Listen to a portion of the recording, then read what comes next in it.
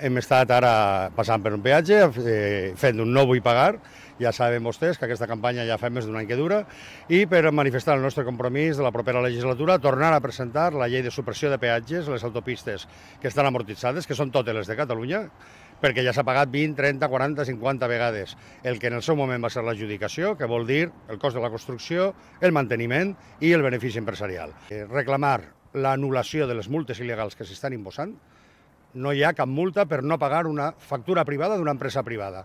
I que sabem, la Caixa encara no ha fet un cop d'estat i encara no s'ha convertit a ella mateixa en l'autoritat pública de Catalunya. Les seves factures, les d'Abertis, les de la Caixa, són com les de qualsevol altra empresa, com de qualsevol altra, que no li paguen una factura.